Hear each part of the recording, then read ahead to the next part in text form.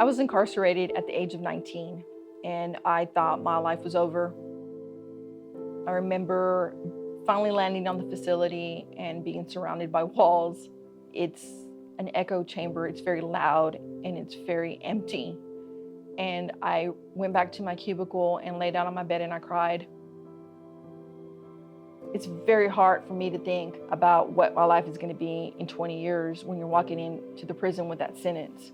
My family was super supportive, and they were the ones that said, hey, college is available to you at that unit. That's when I was like, okay, my life isn't over. I can study as much as I can, get educated, because I will leave this place. This is not going to be the end.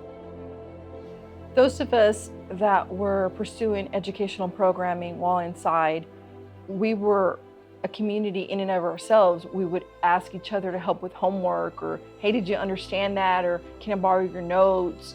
You know, you learn critical thinking. You learn how to cope.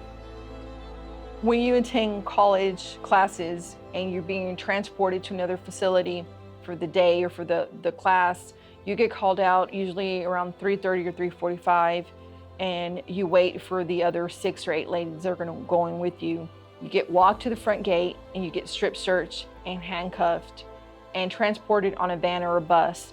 You would get offloaded, stripped naked again. After class, you get marched down to the back gate, strip searched naked again one more time, handcuffed one more time, put back in the bus or van, transported back to your home unit. I achieved my bachelor's degree over 15 years of going through all that. I was determined to get an education.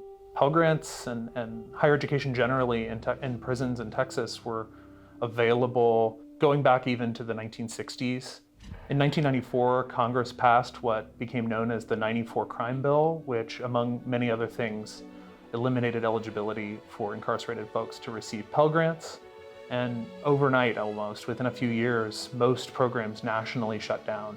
The Pell Grant, of course, was the big driver of tuition payments for students that, would not have been able to afford college. Most of our students do not have money. Their families don't have money. So it was very inequitable. When you see people of color, which are predominantly in the prison system, those are people that have been locked out of the opportunity to get an education. Eventually, in 2020, Congress passed the Consolidated Appropriations Act of 2021, which reversed that decision from the '94 Crime Bill and reinstated Pell Grants.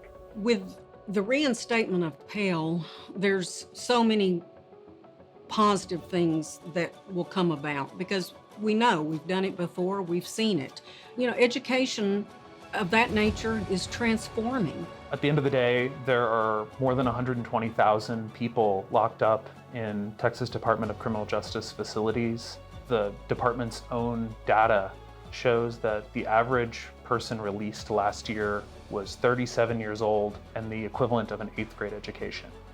Most of the jobs out there today require certainly a high school diploma, but maybe even an associate's degree or a bachelor's degree or some kind of workforce training. If you don't have that when you get out, you're left with very few options. At Texas Appleseed, we see higher education in prisons as an enormous opportunity for Texas